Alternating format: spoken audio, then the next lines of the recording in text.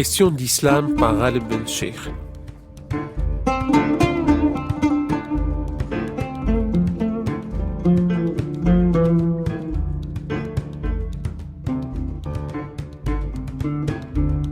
Aujourd'hui, nous parlons sans exagération aucune d'un homme hors du commun. Nous parlons de l'émir Abdelkader, apôtre de la fraternité, comme le présente le professeur Mustapha Cherif. Mustapha Cherif, bonjour. Bonjour. Merci de nous faire l'amitié de venir nous parler de l'émir, de sa trajectoire de vie, de ce qu'il était et de cet homme exceptionnel. Vous êtes philosophe, islamologue, professeur des universités. Vous avez été professeur au Collège de France, professeur invité, et vous êtes lauréat du prix UNESCO pour la culture arabe et pour le dialogue des cultures et des civilisations. Aux auditeurs, j'implore la mansuétude et l'indulgence de leur infliger une voix nasillarde et enrouée. Je suis un peu fatigué.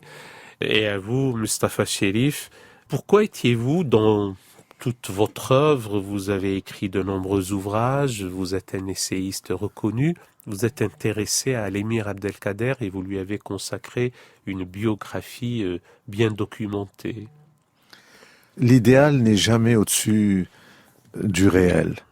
Nous avons besoin de personnages, de personnalités, de symboles qui nous aident à apprendre à vivre et comment faire face aux défis que chaque génération peut avoir à relever. Eh bien, je considère que l'émir Abdelkader est une de ces figures emblématiques qui nous aident à comprendre notre temps, notre siècle et à y faire face avec sagesse et raison. Parce qu'il a assumé toute sa vie la dure réalité de comment élever la condition humaine, comment faire face aux agressions, comment participer à la recherche du beau, du vrai et du juste. Il a été un homme complet, total, entier.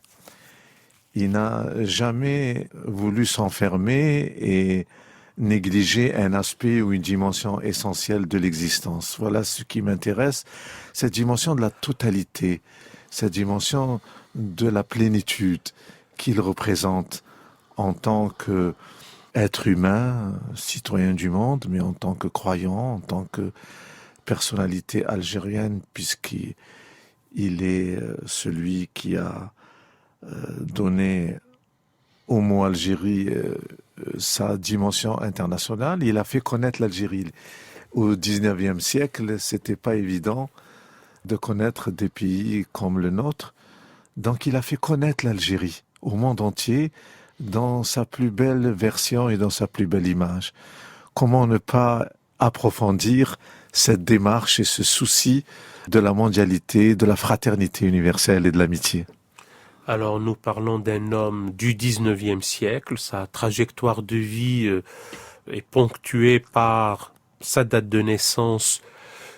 Celle qui est la plus communément admise, c'est celle du 6 septembre 1808, et puis il est mort un 26 mai 1883 à Damas, né près de Mascara, l'actuelle Mascara, en Algérie. Généralement, on distingue trois phases, celle de l'homme, du résistant, celle de l'humaniste, et celle du mystique. En réalité, il dépasse tout cela.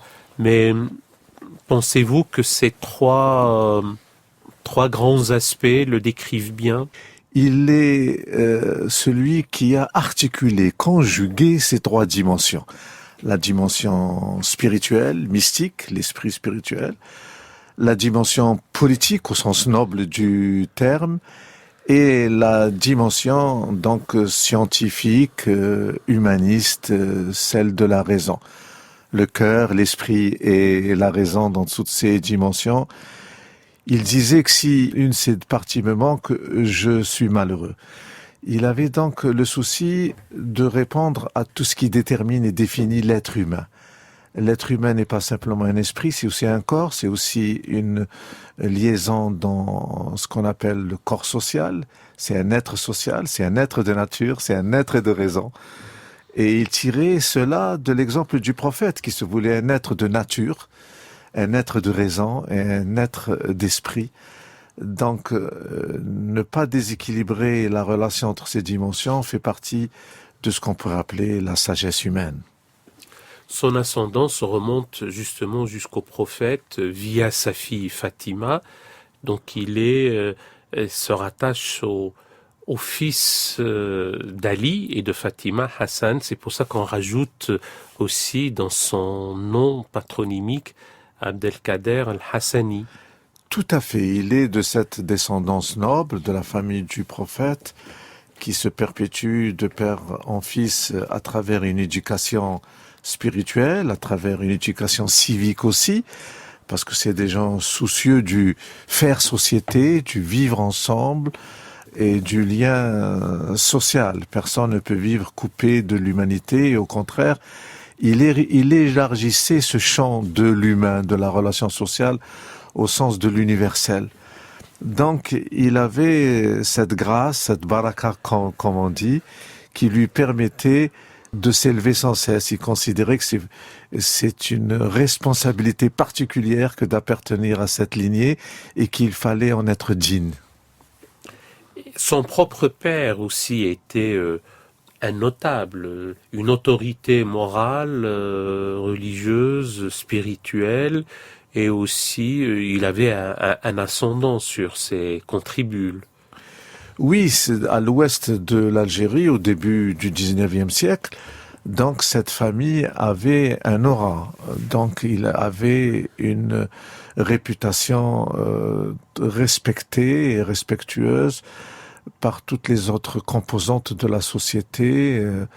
Et il tenait à ce que cela se perpétue, d'où qu'il a donné la priorité au premier cycle de sa vie, jusqu'à sa vingtaine d'années, à l'étude, aux études. Il savait, comme dit le Coran, que la science et le savoir étaient ce qu'il y a de plus noble et plus élevé. Il voulait être digne de cet héritage à partir du savoir et de la connaissance. Il était soucieux d'approfondir sa connaissance, mais pas simplement des sciences traditionnelles, mais des sciences universelles. Il lisait Aristote et Platon, et lui jeune. Il lisait bien sûr Ibn Khaldoun, le père de la sociologie. Il avait ce souci de comprendre comment apprendre à vivre ensemble. Il savait que rien n'est donné d'avance. C'est pas parce qu'on est croyant que les choses nous sont données de manière immédiate. Il y a l'effort à faire. Il savait que cet effort était celui de la raison, tout en lui donnant une dimension de la raison raisonnable.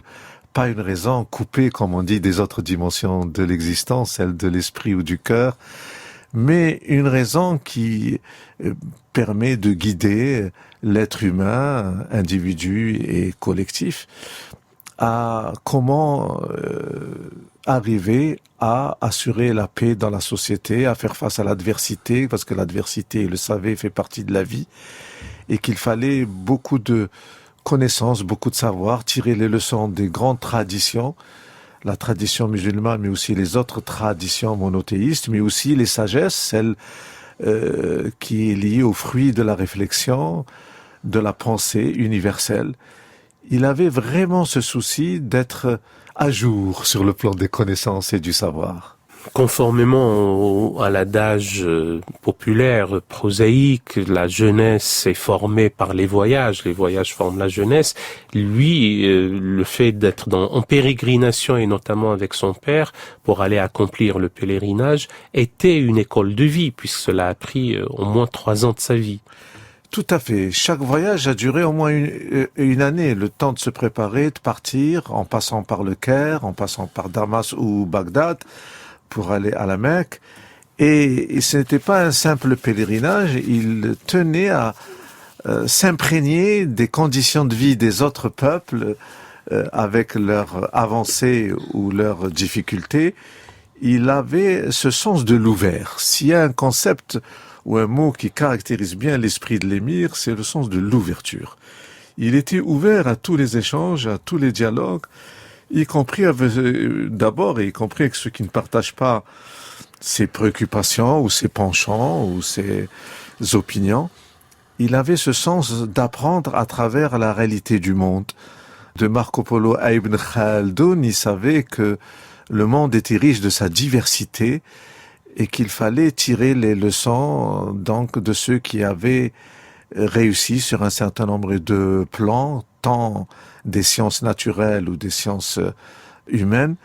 Et comment? Parce que ériger une société juste, une société équilibrée, où la paix sociale et l'amitié existent, n'est pas évident avec tout ce qu'on sait comme difficultés liées aux luttes pour le pouvoir ou liées au débat d'idées, aux doctrines antagonistes. Il savait que le monde n'était pas aisé, mais il avait ce souci d'apprendre. Alors il a voyagé, et il a pérégriné d'abord avec son père et ensuite tout seul. Alors on a pensé qu'il a eu une formation exclusivement religieuse ou traditionnelle, mais en réalité il avait aussi à côté de cela, puisqu'il a appris le Coran par cœur à l'âge de 14-15 ans, il a connu les choses religieuses très tôt, mais à côté de cela, il avait une formation dite profane, mais en réalité, comme vous l'avez souligné vous-même, un goût, une appétence pour les sciences universelles.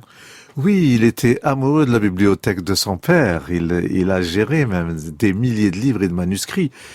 Il avait ce souci donc du livre dans toutes ses dimensions, et les sciences pas simplement religieuses, qui est une base de l'éducation liée à la religion, mais il avait ce souci d'apprendre tout ce que le génie humain avait produit pour améliorer la condition humaine. D'où qu'il disait dans un de ses ouvrages, puisqu'il était écrivain lui-même, que le plus utile et le meilleur d'entre les hommes est celui qui est le plus utile à l'humanité. Et à partir de là... C'est un aphorisme du prophète qu'il a adapté. Absolument, c'est une parole du prophète qu'il a adoptée à son temps et à sa démarche, parce que son modèle dans toutes les dimensions et dans toutes ses significations était le prophète. Ça, c'est important de le dire. En Orient, le modèle de vie en général des peuples, c'est les prophètes, les envoyés qui ont, au-dessus de leur propre dimension humaine, le privilège d'avoir reçu des révélations, des inspirations, plus vers la recherche de la paix que l'adversité ou la dimension guerrière. Donc, il connaissait, il y avait même une remarque qui était faite par un de ses amis Lémy, il connaissait Descartes. Il avait appris on disait que Descartes est le père de la modernité, et cela est bien connu en France, comme étant celui qui a centré tous ses travaux, disait l'émir, sur l'autonomie de l'individu. Alors, il disait l'émir, l'autonomie de l'individu, on la revendique nous-mêmes. Qui ne veut pas être autonome, qui ne veut pas être indépendant et libre de toute idéologie ou entrave ou endoctrinement qui vient empêcher l'être humain de se libérer. Mais il disait en même temps, il nous faut aussi assumer le lien social, le lien interhumain. L'autonomie de l'individu ne doit pas s'opposer, disait l'émir, et c'est ça, son savoir universel, ne doit pas s'opposer à l'être ensemble, à l'être commun. Alors, il savait très bien, puisque c'était cela la ligne prophétique, qu'il fallait marier donc la dimension de l'autonomie de l'individu, qui est une revendication universelle, et en même temps l'être commun et le bien commun. Donc son savoir, à la fois spirituel et scientifique, en vérité ne faisait qu'un. Il n'opposait pas l'esprit spirituel et l'esprit scientifique. Cette formation dense en philosophie et dans les sciences autres que religieuses, il l'a eu notamment, mais pas uniquement, auprès du cadi d'Arzeu, Arzeu étant pas loin d'Oran. C'est dire que dans l'Algérie d'avant la prise d'Alger, donc d'avant la conquête par la France, il y avait une effervescence intellectuelle et culturelle. Oui, la majorité des citoyens à l'époque en rive sud, donc en Algérie, savaient lire et écrire. L'émir faisait partie de l'élite, mais ce n'était pas un cas isolé. Il a fait cette formation où son père l'a envoyé adolescent Donc, pour parfaire son éducation et son instruction dans tous les domaines. Il a appris les mathématiques modernes en sachant que les grands savants musulmans avaient permis l'avancée des sciences exactes et technologiques, pas seulement les sciences de la nature. Donc, il a toute sa vie fait le lien entre les deux versants de la formation. La formation qui prend soin de l'âme, et il savait qu'un des ouvrages de Descartes, encore une fois je reviens, était Les Passions de l'âme, et qu'un être moderne, un être scientifique, ne négligeait pas les soins de l'âme, qui est le soin de l'éducation, de l'esprit, les valeurs éthiques. Et donc il a appris et il a pratiqué cette dimension de l'éducation.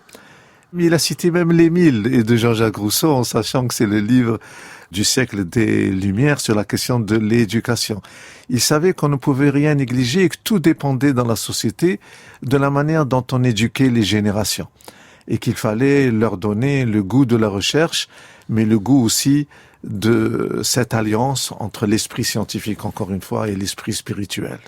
Et donc sur le plan spirituel, il porte le même prénom que Abdelkader Jilani, ce fondateur d'une confrérie spirituelle soufie dont il se rattache, mais lui-même, il est akbarien au sens où il suit Cheikh al-Akbar, Docteur Maximus, le plus grand des maîtres, Ibn Arabi, 1165 Mursi, 1240 Damas.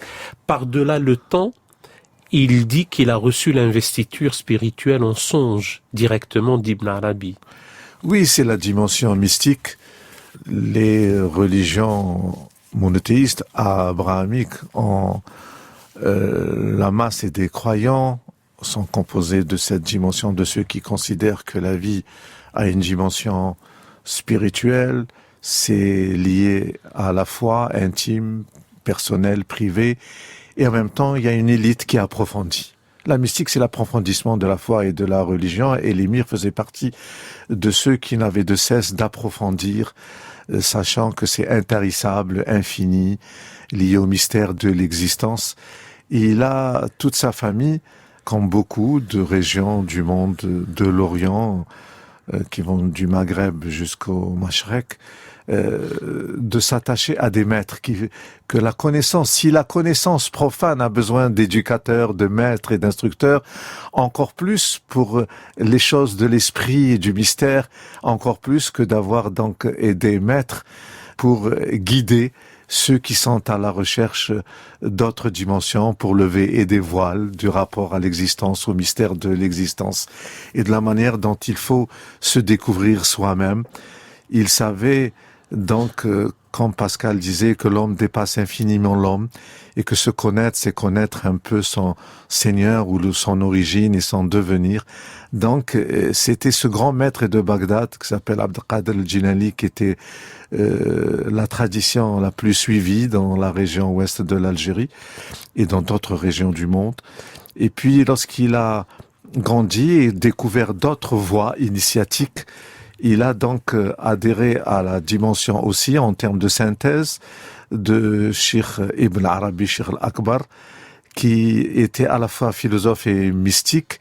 Il a écrit près de 500 ouvrages et l'émir a permis de redécouvrir cette pensée, parce que le Cheikh al-Akbar existait 6 siècles avant l'émir.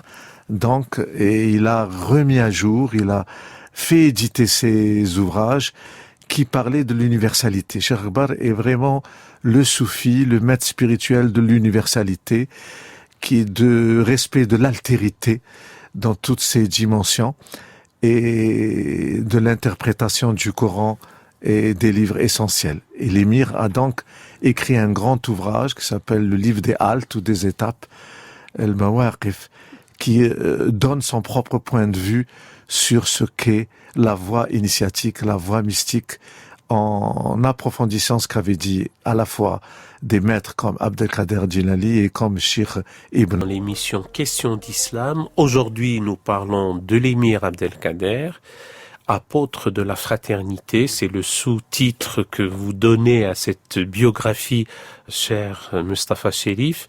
Vous êtes philosophe, islamologue, professeur des universités. Vous êtes lauréat du prix UNESCO pour la culture arabe et le dialogue des cultures. Et vous êtes essayiste, écrivain, auteur de nombreux ouvrages. Là, nous parlons de l'émir. Pour cette deuxième partie, n'était un événement qui va le mettre au devant de la scène, il aurait eu une vie plutôt ordinaire d'un notable de l'Ouest algérien. Et cet événement, c'est la conquête, l'expédition française pour conquérir l'Algérie. Et donc, il va résister à ce qui était perçu comme une véritable agression. Oui, en 1830, voilà l'émir qui avait donc une vingtaine d'années, jeune. Son père qui avait cette notoriété morale et spirituelle de toute la région s'est trouvé organiser très vite la résistance face aux envahisseurs, colonisateurs. Et il a, avec son père, mené 2 années, de 1830 à 1832, organisé la résistance. Puis en 1832, son père lui confie le flambeau de la résistance. Et l'émir avait 23 ans. Et il s'est trouvé projeté sur la scène mondiale de l'histoire, de l'adversité face à la colonisation. Et il a tenu à ce que l'acte que nous pourrons définir comme démocratique, comment organiser la résistance. Il a réuni les chefs des principales composantes de la région, des régions et d'Algérie pour l'agréer comme chef. Il ne voulait pas s'imposer. Et il a dit, je ne peux pas me dérober face au devoir de défendre la patrie.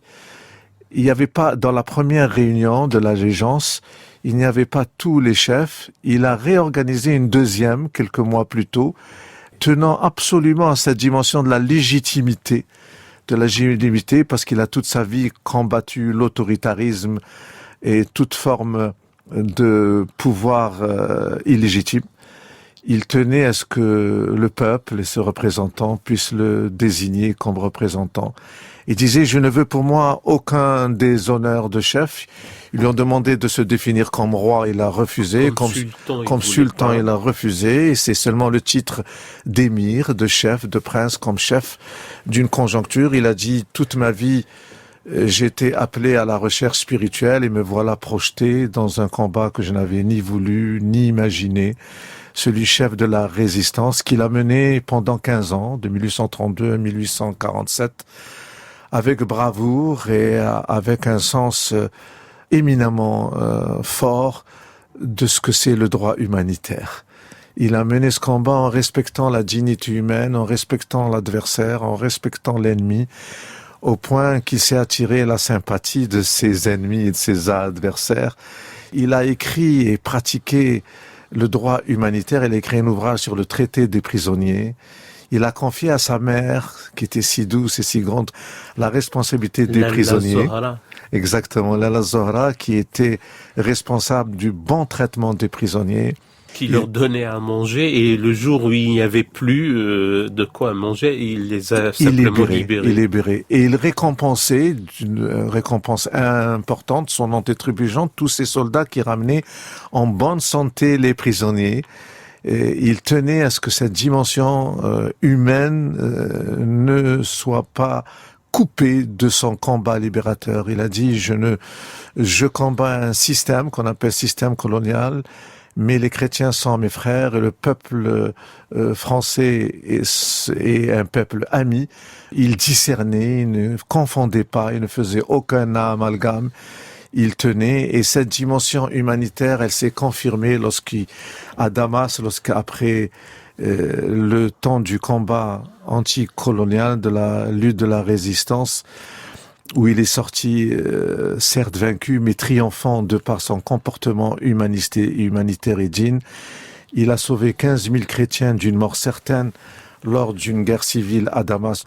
Il s'est porté défenseur avec ses propres fils, ses propres compagnons. Ils étaient près de 300 compagnons qui ont sauvé d'une mort certaine 15 000 chrétiens qui étaient pourchassés par des fanatiques, druzes, etc.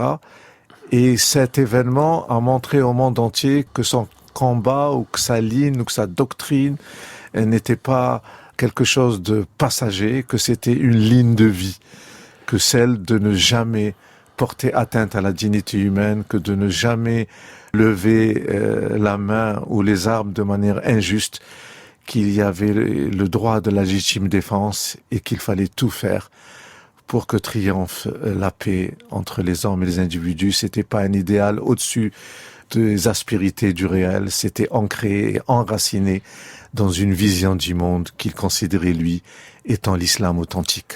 Alors nous verrons davantage cet épisode de Damas qui a eu lieu en gros entre le 9 juillet 1860 et le 17 juillet. Maintenant, c'est l'homme qui finalement avec dignité a accusé le coup devant le manquement à la parole donnée par la France officielle, puisqu'il voulait, quand il y a eu cette reddition, aller plutôt en Orient, en Alexandrie, et puis par la suite à Damas.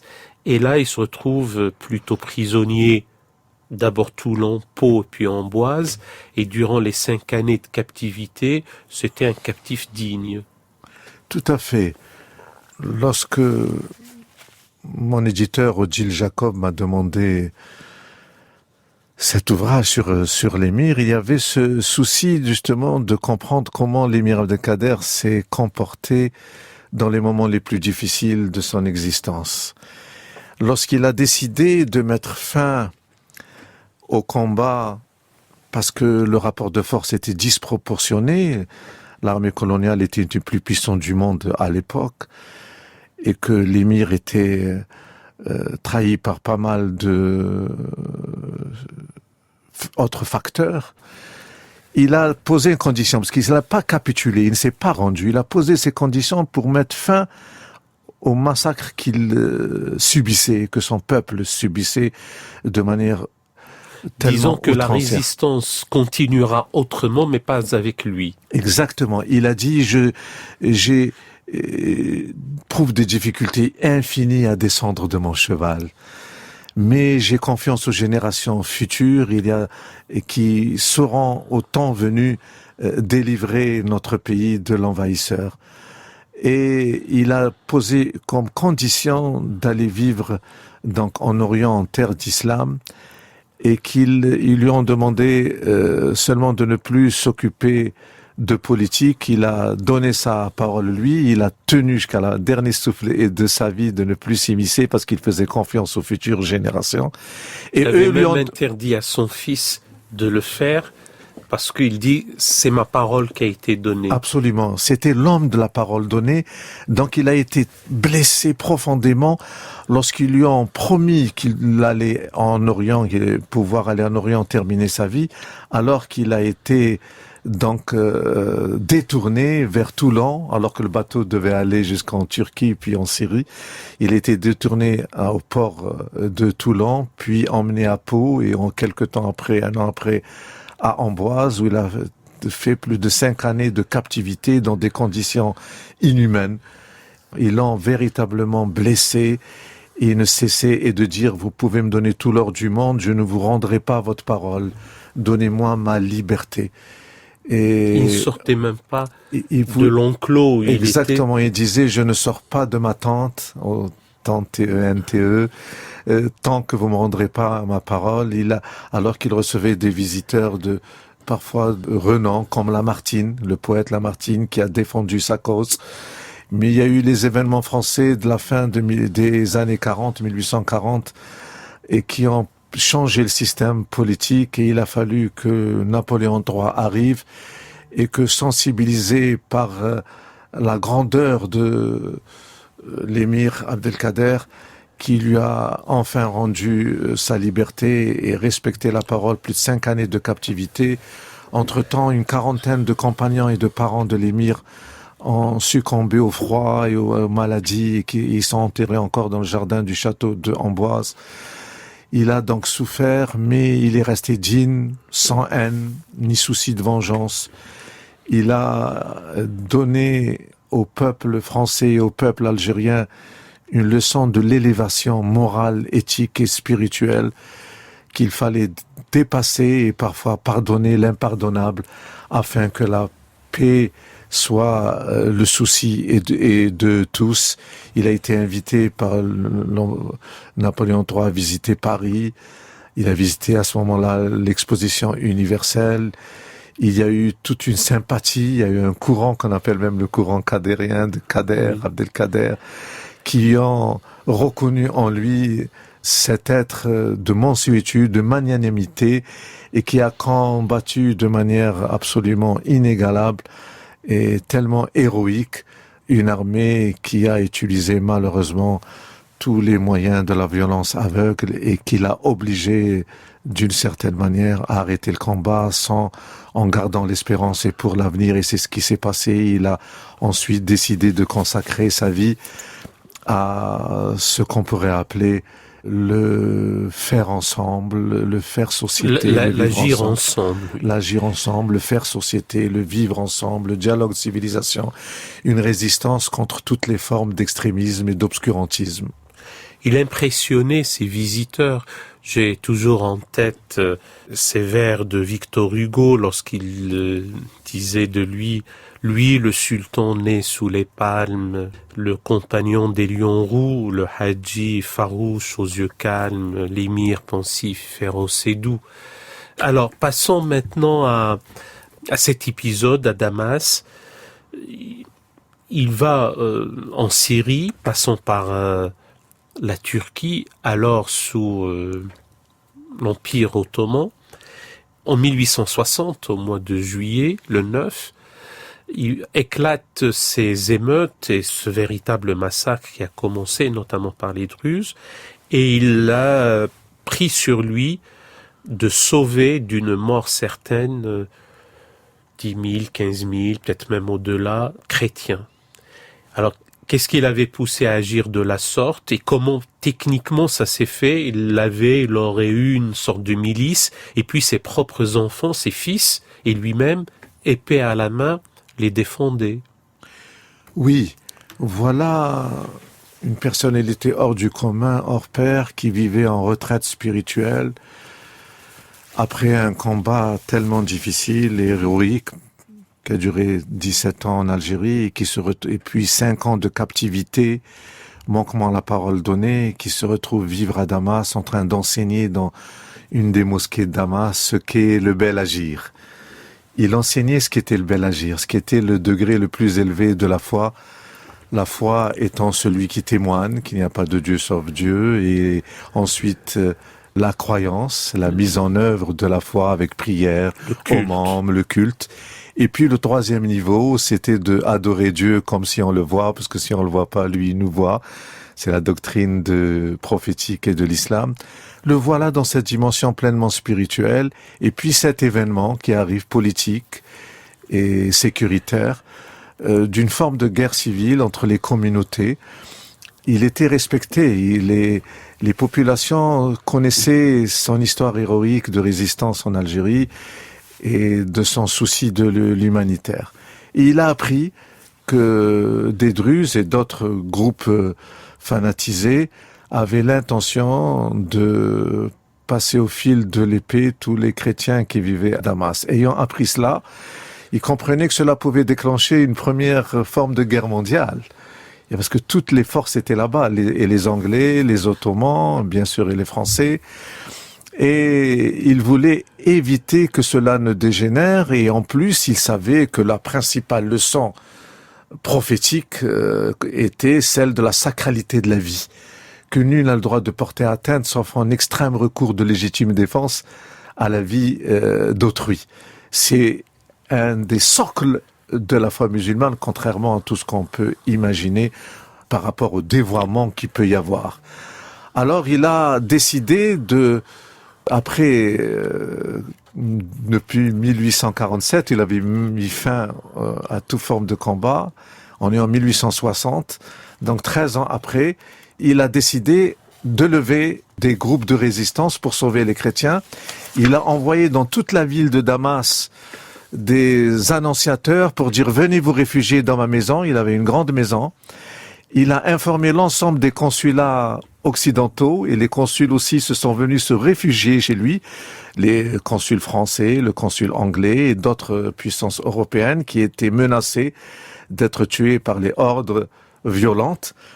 Et il a adressé un message à ceux qui ont décidé de se comporter comme des criminels. Il a dit, vous passerez sur mon corps si vous touchez aux cheveux d'un chrétien, ce sont mes frères. Ils lui ont dit, mais pourquoi vous défendez les chrétiens alors qu'ils ont envahi votre pays et qu'ils ont violenté? Il a dit, jamais je n'ai combattu les chrétiens, ce sont mes frères. Le Coran dit, les plus proches d'entre vous sont les chrétiens, leur disait-il. C'est une phrase coranique. Le fameux verset 82 de la sourate 5. Absolument. Tu trouveras ceux qui sont proches des croyants par l'amitié sont ceux qui disent nous sommes chrétiens parce qu'il y a parmi eux des prêtres et des moines Qui ne sonflent pas d'orgueil. Dont le cœur ne sonfle pas d'orgueil, dont les yeux s'inondent de larmes quant à la récitation de la parole de Dieu et le cœur ne sonfle pas d'orgueil. Absolument. Et il disait, le Messie Jésus est mon frère et je ne suis venu que rappeler et confirmer toute une histoire du salut et par-delà toutes ces dimensions du lien entre les trois rameaux monothéistes, il y a la dimension de la sacralité humaine. Et vous n'avez pas le droit de porter atteinte. Et il a sauvé ainsi, pendant ça a duré plusieurs jours, ce combat de sauver tous les groupes, toutes les familles, femmes, enfants, armes à la main. Il a défendu et il a sauvé ce qui a eu un retentissement important dans le monde entier à l'époque. Donc une reconnaissance universelle. C'est tout à fait. De la reine d'Angleterre au pouvoir français à l'époque à Paris, du Vatican évidemment, des États-Unis. L'ordre Pie IX, la croix de l'aigle blanc de Russie, la croix de l'aigle noir de Prusse, bien sûr la grande croix de la Légion d'honneur, des pistolets incrustés d'or, ce fusil dont vous parlez de la reine d'Angleterre, mais ça l'avait laissé plutôt équanime. Absolument, ils lui ont dit, à ce moment-là aussi, Napoléon III lui avait demandé d'être le roi des Arabes, de le désigner comme chef de tous les peuples de l'Orient. Il a refusé. Les Anglais aussi lui proposèrent d'être empereur, Gladstone. Empereur de toute cette région de l'Orient, du Moyen-Orient. Il a refusé. L'évêque d'Alger lui a écrit une lettre pour lui dire, mais pourquoi vous avez fait, sur quelle base vous avez fait cette dimension du sauvetage de tant de milliers de chrétiens? Il a dit, je n'ai fait que mon devoir au nom des droits humains et des droits de l'islam.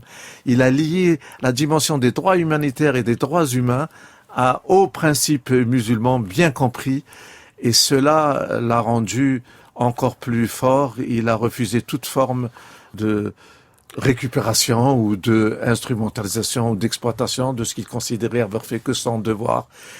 Et dans son livre qu'il a écrit, qui s'appelle donc Rappel à l'intelligent et au distrait, avis au distrait. Et avis au distrait, exactement. Ce livre qu'il a écrit en France pendant sa captivité et publié sous le nom Lettres aux Français.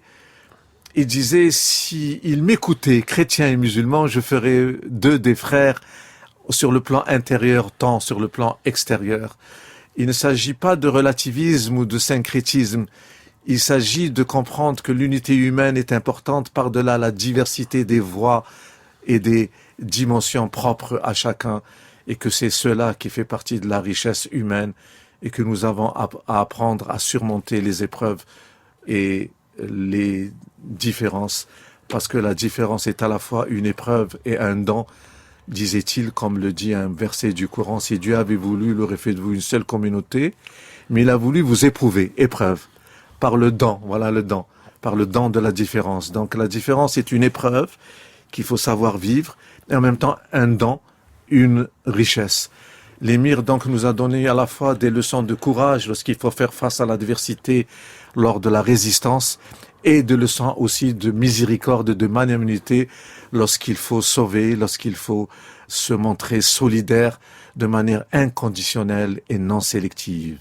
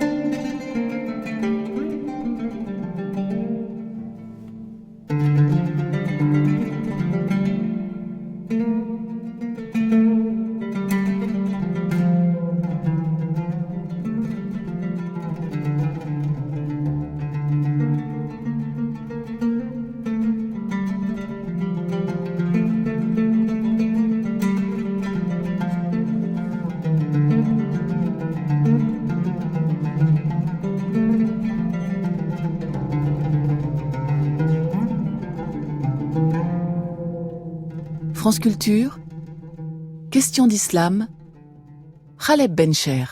Aujourd'hui, nous parlons de l'émir Abdelkader, cet homme dont la destinée est hors du commun.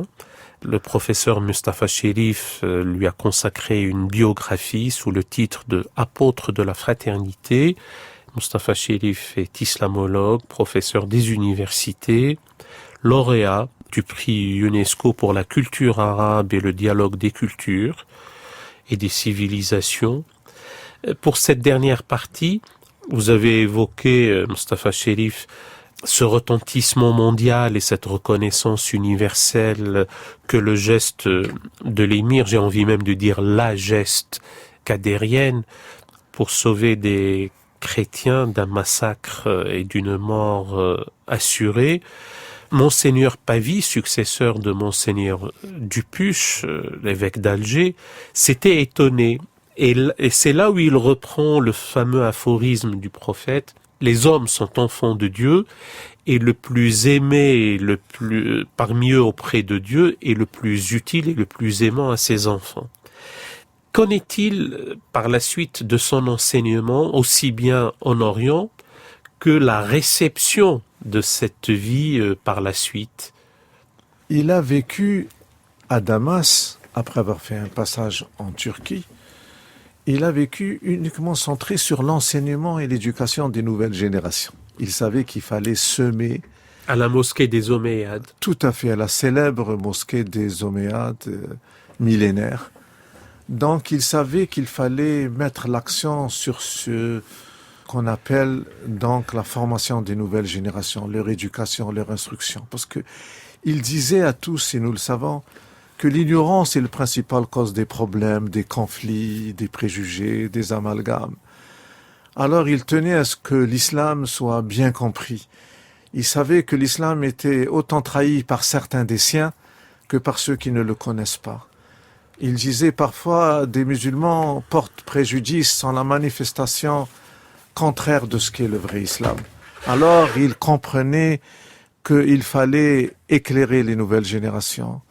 Et il a aussi échangé avec des centaines de personnalités intellectuelles et politiques à travers le monde, des échanges de lettres sur ce que c'était l'humanité et la civilisation humaine. Il considérait que toutes les civilisations versent dans une seule direction, la civilisation humaine, qu'il n'y a pas à hiérarchiser entre les civilisations. Elles sont sœurs, elles ne sont pas ennemies, les civilisations. Et l'islam, disait-il, a su prendre ce qu'il y a de meilleur dans la civilisation grecque, romaine, perse, indienne, et de Byzance à Athènes, de Jérusalem à Rome. Il était donc conscient que la synthèse est quelque chose d'essentiel, sans confusion, parce que chaque peuple, chaque région du monde a son propre génie et a fait ses avancées, mais toutes ces avancées culturelles, scientifiques, civilisationnelles versent dans une seule dimension qui est la civilisation humaine, avec ses reculs et ses difficultés. Mais c'est le dialogue. Et il répétait souvent un verset du Coran, il disait l'interconnaissance, c'est la condition de la coexistence. Et cela est toujours valable. Sa pensée est toujours d'actualité. Il a écrit ses mémoires pour donner à penser aux musulmans. Il critiquait les régimes musulmans autoritaires, obscurantistes et déviants.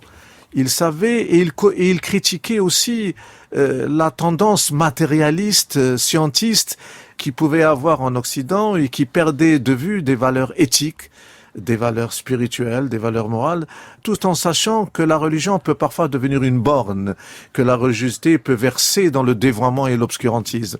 Mais il disait, il ne fallait pas confondre. Il ne fallait pas confondre entre des adeptes ignorants, dévoyés, et le sol qui permet à donner des fruits à l'être humain. Il savait que, à travers l'histoire de l'humanité, toutes les civilisations avaient une dimension spirituelle, avaient donné du sens. Alors aujourd'hui, il savait que certains avaient perdu le sens et à une désorientation. Alors il fallait revenir à une meilleure compréhension de ce que sont les valeurs spirituelles. Il savait qu'il fallait pas mettre le sacré partout. C'est le sacré, c'est la sacralité de la vie, le livre sacré et parfois des lieux saints, mais toute la terre appartient à l'humanité et qu'il ne faut pas que le sacré envahisse la vie humaine et qu'il fallait laisser la responsabilité de l'esprit humain, de la raison humaine, à assumer ses responsabilités et à élever la condition humaine. Il savait que rien n'empêche à ce que la liberté humaine, le libre arbitre et la raison puissent éclore et donner ses fruits par-delà ce qu'on appelle la révélation qui vient nous donner guidance, qui vient éclairer notre vie. Mais cela ne vient pas ligoter l'homme, mais le libérer, disait-il, car rien n'est donné d'avance. Il nous faut avancer en fonction de cet éclairage du cœur et de la raison. Alors, on connaît de lui le résistant, le mystique, l'humaniste, l'homme spirituel. On oublie parfois le poète et le cavalier. Il était amoureux des chevaux, il montait à cheval, c'était un cavalier hors pair, et ça le caractérisait aussi. Oui, il a même écrit un livre, et vous le savez, un traité sur les chevaux. L'hippiatrie. Voilà, il considérait que c'était un des meilleurs compagnons de l'être humain et que cela donnait un sens à la liberté lorsqu'on chevauche son cheval dans un espace que l'on aime ou que l'on connaît. Et il y a cette dimension d'être en phase avec la nature et le cosmos.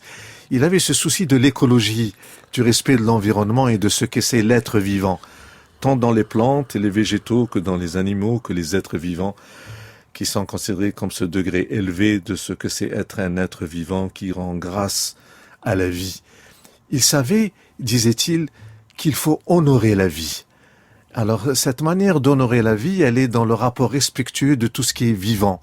Et le cheval était pour lui ce symbole de la nature dans sa puissance et dans sa liberté de chevaucher. Il donnait une importance à la manière dont aussi il fallait gérer l'eau. L'eau est une source précieuse, l'eau, la vie. Il y avait ce souci des jardins, ce souci de l'eau. Et plus encore, comme complétude, comme élément de complémentarité, il disait ce que l'homme laisse, c'est ses actes, mais aussi son écriture. Il s'est donné à l'écriture et à la lecture. Il a été malheureux d'ailleurs lorsque sa bibliothèque a été saccagée et brûlée par le duc d'Aumale lors de la prise de la Smala, sa capitale itinérante. Il était immortalisé par Horace Vernet, le peintre. Dans le fameux tableau que l'émir a critiqué lui-même parce qu'il trouvait qu'il n'y avait pas assez ce sens de la dignité qui était de son côté, qu'on lui portait atteinte. Voilà un être humain qui ne voulait rien laisser au bord de la route. Il savait qu'il fallait vivre de manière respectueuse d'abord de soi-même et puis des autres et du monde dans lequel on vit. Ses leçons sont encore vivantes. Il a été celui qui a réduit l'écart entre la théorie et la pratique, sachant, comme dit le Coran, que Dieu n'aime pas ceux qui disent et qui n'agissent pas. Il nous faut agir avec bonté, parce que cela ne devrait pas être pris dans un calcul. La bonté ne se calcule pas, elle est l'élan naturel de la vitalité et de l'amitié. Et c'est cela qui comptait, et pour lui, tout en restant dans la vigilance et le droit à la légitime défense, pour qu'en dernier recours, ne pas favoriser le rapport du loup et de l'agneau. Sa renommée traverse l'océan Atlantique et des pionniers, dès 1846, vont donner son nom à un village dans l'Iowa qui deviendra plus tard une grande ville, Al-Qader. Ça montre aussi qu'il est un modèle identificatoire. Tout à fait. Il a inspiré des élites. Cette ville aux États-Unis de l'Ouest qui porte son nom est le symbole du dialogue des civilisations et puis de la reconnaissance lorsque des faits, des gestes, une personne dépasse les singularités et les particularités pour atteindre l'universel. Mandela s'est inspiré de l'émir Abdelkader, c'est lui-même qui le dit. Gandhi, certaines parlent aussi même de Martin Luther King, parce que il a dépassé toutes les frontières. Il a montré que nous avons le droit à la résistance, mais cela n'empêche pas, au contraire, cela nous oblige à respecter la dignité humaine et de l'autre, qu'il ne faut jamais porter atteinte à l'avenir. Et il savait, comme dit le prophète, qu'il faut tout faire pour que l'ennemi se transforme en ami. Chers amis auditeurs, nous arrivons au terme de notre émission. Je vous remercie infiniment, professeur Mustapha Cherif. C'était Question d'Islam. L'émission, comme toutes celles de la chaîne, est à écouter, à podcaster sur le site de France Culture et sur l'application Radio France. Vous retrouverez les références des musiques et des livres sur le site franceculture.fr. L'attaché d'émission est Daphné Abkral. La prise de son est assurée aujourd'hui par Marie Le Peintre et la réalisation est assumée par l'ami Franck Lilin.